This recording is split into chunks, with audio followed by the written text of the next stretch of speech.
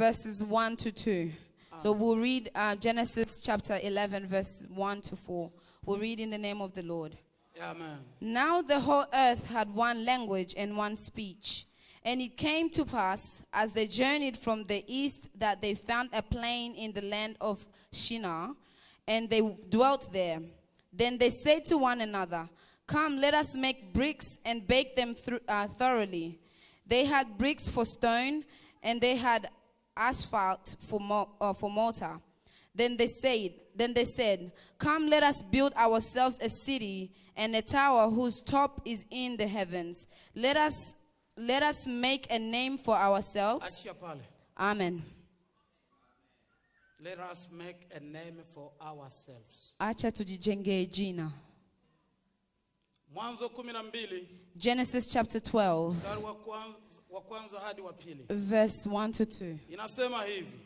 It says this. Bwana akamwambia Abraham. And the Lord said to Abraham, "Toka wewe, get out katika nchi yako na jamaa zako, of your country, from your na family, nyumba ya baba yako, and from your father's house, uende mpaka nchi to a land nitakayokuonyesha. that I will show you. Nami I nitakufanyia wewe kuwa taifa kubwa, will make you a great nation. na kukubariki, I will bless you na kulikuza jina lako, and make your name great, nawe uwe baraka. Amen. and you shall be a blessing. Amen. Biblia unayo kama ni yako, The Bible that you have, if it's yours, kata kistari pale jina. will ask you to underline the name. Jina. The word name. Kwa nini jina? Why name? Kwa nini jina? Why name? Naomba Mungu anisaidie labda nitembee pole pole. Maybe I'll ask God to help me go slowly. Nisikuwe mhubiri. So I'm not a preacher, Bali niwe mwalimu. but become a teacher. Labda kusudi uelewe zaidi. So that maybe we may be able to Kwa nini understand. jina? Why name? Mungu ameweka jina. The Lord has placed the name Ili kwamba so that liwe kitambulisho it can be your identifier, kikubwa, a great kwa identifier kila mtu awaye. for everyone who's alive. Kumbuka, Remember, Mungu alipoumba when God created, hakupatia kitu chochote jina. He didn't name anything. Aliumba tu. He just created. Na baada ya hapo, And after that, halafu kama Mungu aliumba tu, so if God just created pasipokuwa na majina, without names, sijue jinsi tuko hapa tungekuwa tunaitana namna I gani. don't know how we would be addressing each other if while we're here.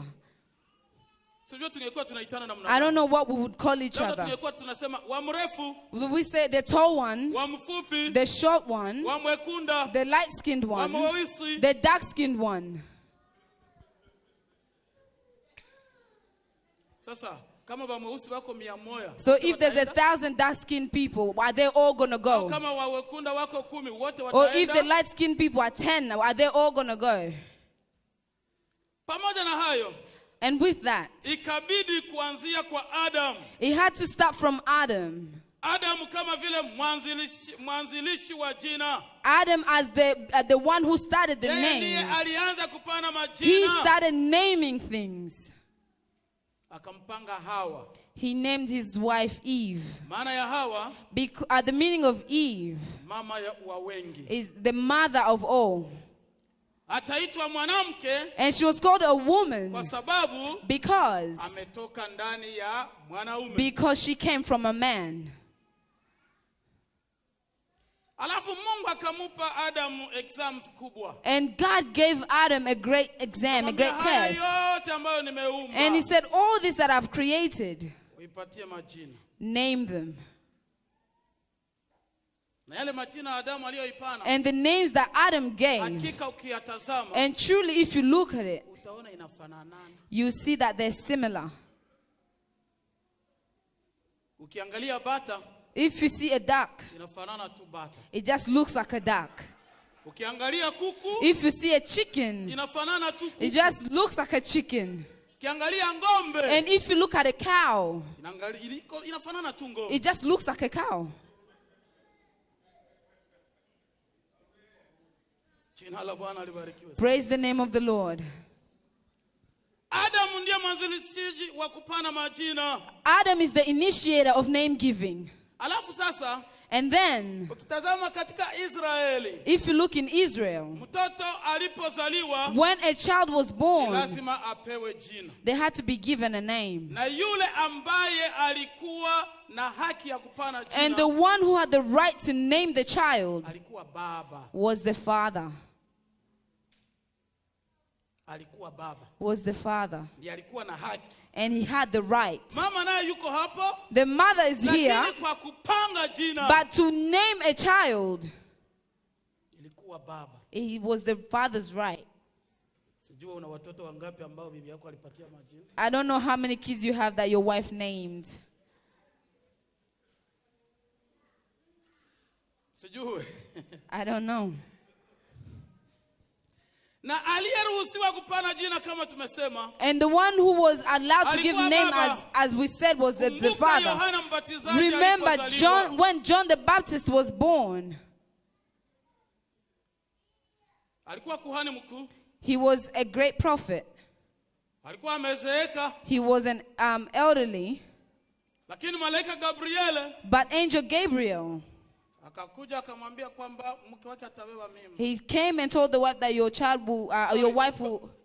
Baada ya mke wake kuwa na mimba, or after the wife was pregnant, mwanaume sababu alikuwa amezeeka sana, the man, because he was elderly, akaweka mashaka juu ya ile mimba. He had question marks over that pregnancy. Na wakati aliweka mashaka juu ya ile mimba, and when he became doubtful with the pregnancy, na malaika alikuwa alishazungumzia mke wake kwamba mtoto atazaliwa, and the angel had already discussed that the child will be born with the wife, mdomo wake ukafungwa.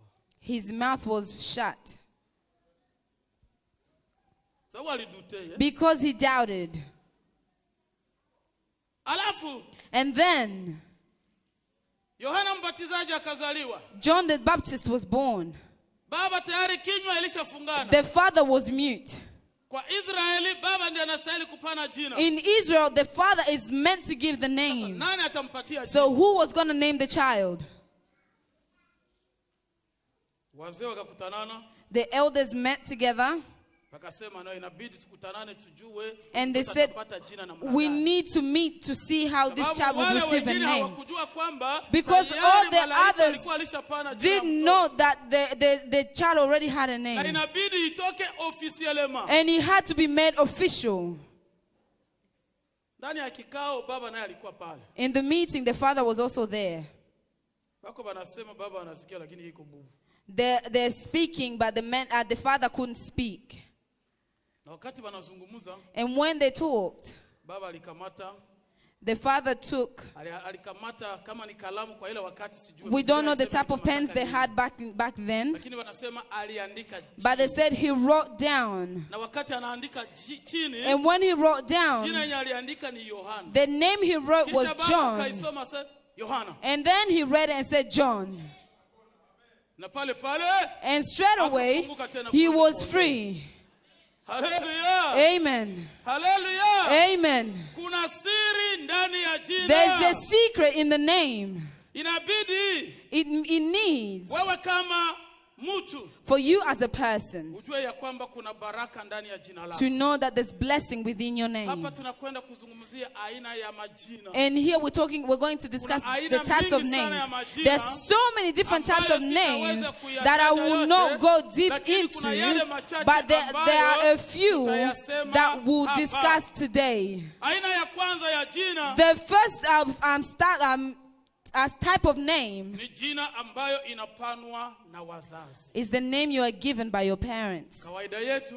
As per usual, when a child is born, they have to be given a name by the parent. The name that you were given by your parents has its gifts. That name, it may bring a curse to you, or maybe it may bring blessings to you.